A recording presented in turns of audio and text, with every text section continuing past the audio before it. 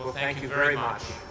It is a great honor to be conferred this doctorate, and I'm also extremely proud to be a fellow graduate, though I know I didn't do as much work as you all did today in getting this degree, but I'm very proud.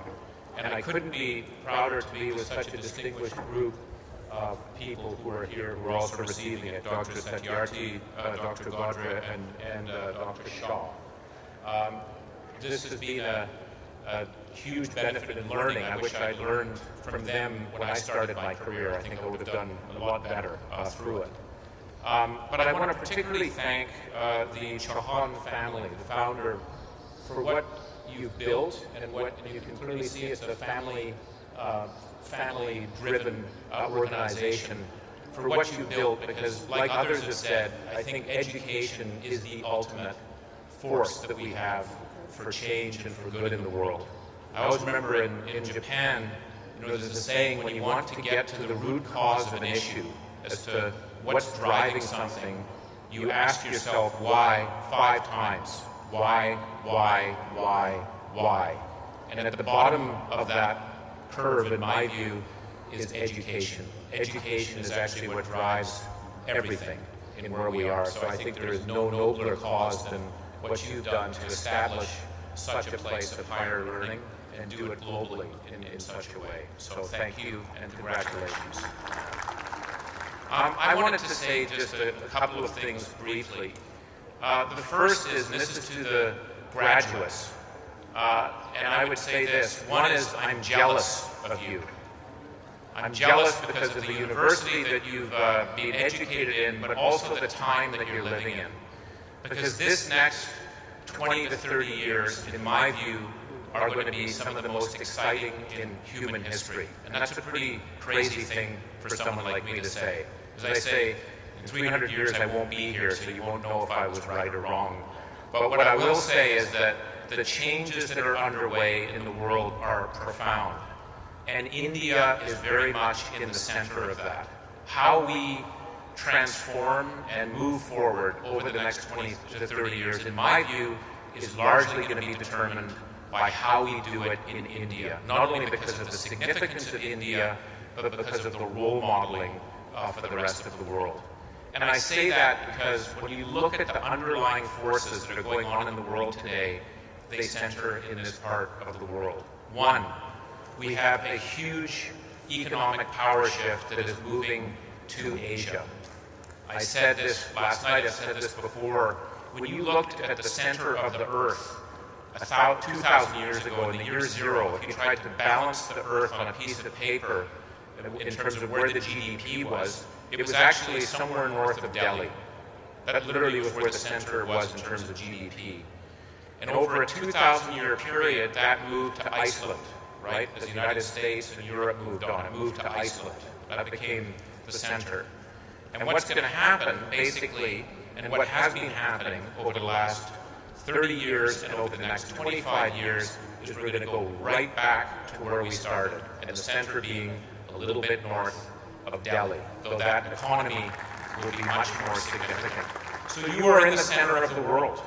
You're where people want to be.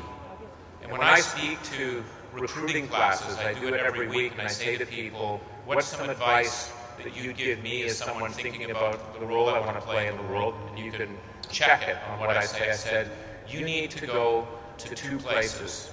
You need to go to India, and you need to go to Africa. Because that is where the future is going to be. Africa is a little further out. India is now. But you need to understand that power shift. And there will be 2 billion new middle-class people coming into the system in the next 15 to 20 years. 2.4 billion, actually. That's more than we've ever seen in our human history. 2 billion of those 2.4 billion are going to come from Asia, and the largest proportion of that is going to come from India. And we know it. It's demographics. It's urbanization. It's going to happen no matter what. It's happening. And so think about you and where you're positioned. You are very much in the center of where everyone wants to be. And please don't forget that. The second big force that I think about a lot is technology. We're all becoming technologists, whether we like it or not. The speed with which technology is changing is astounding. And what Dr. Shaw, what you've done, I call you doctor in the seriousness of the word, of how you have transformed medicine and science. What you do with that is happening in every other industry that's out there, computing power. I always like to say the first iPhone that we had produced over 10 years ago had more computing power in it than all of NASA had to send a man to the moon in 1969, just in that one cell phone. And the new version of that cell phone is obviously multiple times higher. So technology is changing us so quickly, it's something that we're going to have to all be able to grapple with. And again, India is very much in the center of technology and the innovation that's going on. When we think about digital, when we think about artificial intelligence, this is the center of where it's going to happen. The third force I want to talk about, and it's something that the Nobel laureate has spoken about before, is there is a change, though, in terms of how societies work. There is a very big concern about a new societal deal that people want. There's a lot of inequality. The top 1% are the ones that are gathering most of the wealth. There were 82 people in 2016 that earned and had more wealth than the entire bottom 50% of the planet. And that's not going to be acceptable anymore. We're going to have to think about distribution and how we move things forward. We're going to have to think about inclusiveness in what we do. And that's a business issue. It's not a government issue. It's for all of us to think about that. People are looking for it. So there'll be innovation on the society front like we've never seen before. So that's why I think this is a time of incredible change and a time when you're going to be able to lead and make even more of a difference than any other leader would be able to do. And I just want to close with a couple of comments on a personal front. The first is that when you think about leadership, and I'm a student of leadership, I have a rule: I have to see 2 CEOs, 2 government leaders, or 2 social sector leaders every day. That's my rule. If I don't do that, I'm not being external. I didn't join McKinsey to do internal work. And I always ask those people that I meet, if you could teach your younger self 3 things, what would they be? And those 3 things are actually the same, no matter what the industry is, no matter what the country is. And they all relate to character.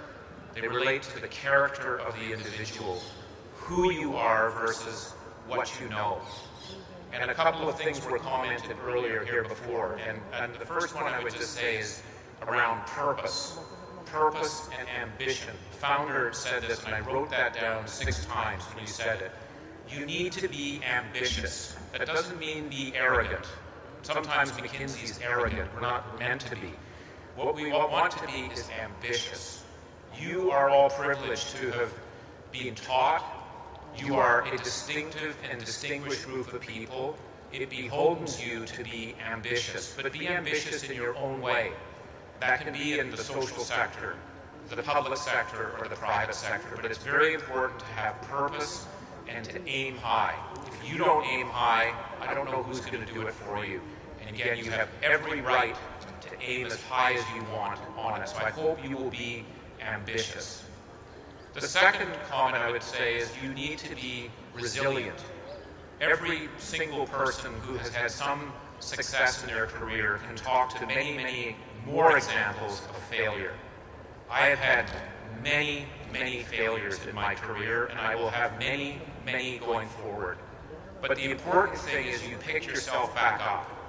You've got to get yourself back up and move forward, because you're going to expect failure. But resilience is the key thing. And when I do interviews for people, I focus actually on what were the setbacks you had, and what did you do to try and recover from that. And by the way, if you don't have failure, it's because you're not taking enough risk. So be a risk taker, be ambitious as you go through it. And the last comment I would just say is be selfless. Don't make it about you. Make it about other people, and really make it about other people. And I think there's a Buddhist saying, which I'm very much in congruence with, which says the more you do for others,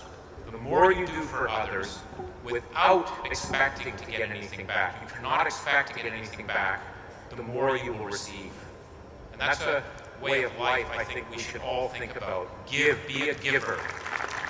Be a giver, not a taker. And that's the three thoughts I would leave you with: ambition, resilience, and selflessness. And I hope that you're going to show the rest of the world how we can get through this incredible period of disruption. Thank you very much. Thank you so much.